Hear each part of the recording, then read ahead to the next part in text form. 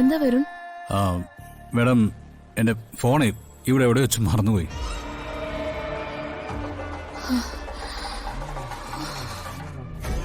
കുറച്ചുകൂടി ചെന്നപ്പോഴാണ് ഞാൻ ഓർത്തത്.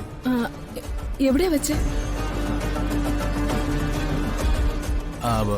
അത് ഇവിടെ അവിടെ എവിടെയോ ആണ്.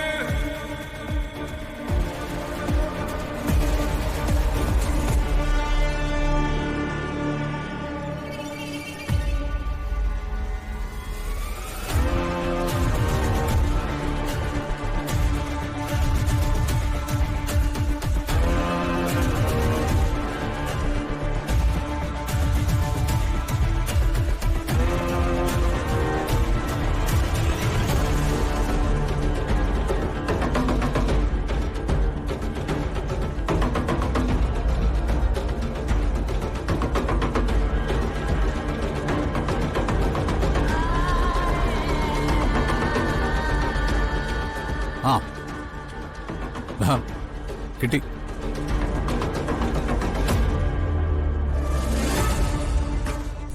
എന്നാ ശരി വരും. അതെ, അതാരപ്പ ഇവിടെ നിന്നിരുന്നേ? അതോ, അത് ഫിദയുടെ ഒരു ഫ്രണ്ടാ. ഈ ഫിദ മേഡം ആള് കൊള്ളാലോ. ഏറ്റടുത്തൊരു സുഹൃത്തുണ്ടായിട്ട് മോളും വരുമാനം വന്നപ്പോ ഒന്ന് പരിചയപ്പെടുത്തില്ല എന്ന് പറഞ്ഞ. അവള് കുറെ ദൂരയാത്ര കഴിഞ്ഞ് വന്നതാ, അതുകൊണ്ടാ വിളിക്കാതിരുന്നത്. അതെ, അവരെടുത്തിരുന്നത് ഞങ്ങള് ഫിദ മേഡത്തിന് കൊടുത്ത സാരിയല്ലേ?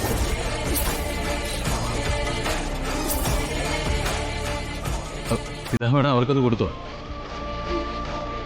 എന്താ വരണി പറയുന്നേ?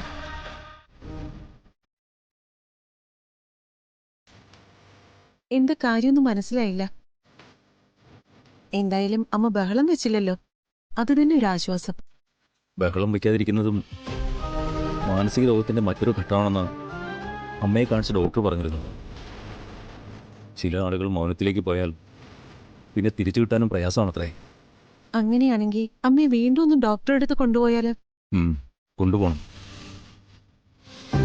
കൊണ്ടുപോകാതെ നിവൃത്തിയില്ല.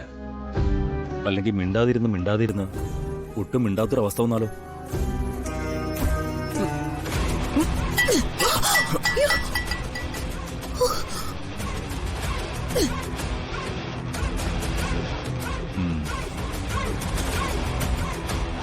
അക്രമവാസന കുറഞ്ഞൊന്നാണ് നമ്മൾ കരുതിയത്. അത് തെറ്റായിപ്പോയി. മരുന്നിന്റെ ഡോസ് ഒട്ടും കുറയ്ക്കണ്ട. ഈശ്വര, പഴയതുപോലെ ഒന്നും ഉണ്ടാവാതിരുന്നാ മതി. ഏട്ടത്തി ഇതെവിടെ നോക്കിയാ നടക്കുന്നേ? എന്തെങ്കിലും പറ്റിയോ? എനിക്ക് നല്ല പുറംവേദനയുണ്ട്. കൽപ്പനേ, കൽപ്പനേ, ഒരു കാര്യം വന്ന വിളിച്ചാ കാണില്ല. ആ കണ്ണാടിയുടെ മുന്നിൽ നിന്നെങ്ങാനും മേക്കപ്പ് ചെയ്യായിരിക്കും. കൽപ്പനേ. ഓക്കെ.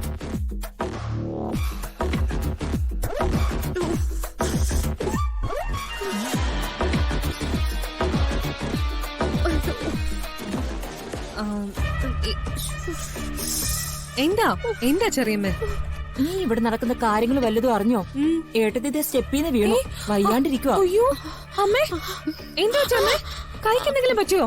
എന്നെ ആരോ തള്ളിയിട്ടതാ. അതെനിക്ക് ഉറപ്പാ. രാധികെ, നീ പോയി കുറച്ച് ബാം എടുത്തോണ്ട് വാ, നമുക്ക് ഏട്ടത്തിക്ക് ഇട്ടു കൊടുക്കാം.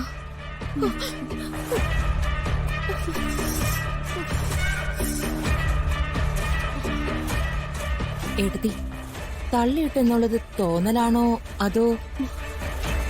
തോന്നലല്ല, എന്നെ പിടിച്ചു തള്ളിയത് തന്നെയാ. അപ്പോ പ്രിയങ്കയുടെ പ്രേതം കളി തുടങ്ങി. എന്താ ചെറിയമ്മേ പറയുന്നേ? പ്രിയങ്കയ്ക്ക് എല്ലാവരോടും ദേഷ്യമല്ലേ? പ്രത്യേകിച്ച് രാധികയെ മരുമകളായി സ്വീകരിച്ച ഏട്ടത്തിയോട് എന്തായാലും ദേഷ്യം ഉണ്ടാവും.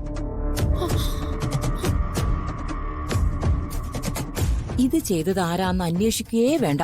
രാധിക തന്നെയാ. അതെങ്ങനെയാ? ഞാനിവിടെ താഴേക്ക് വീഴുമ്പോ താഴേന്ന് വന്നല്ലേ രാധിക എന്നെ പിടിച്ചത്. പിന്നെ അവൾ എങ്ങനെ മുകളിൽ നിന്ന് എന്നെ തള്ളി വീഴ്ത്തും?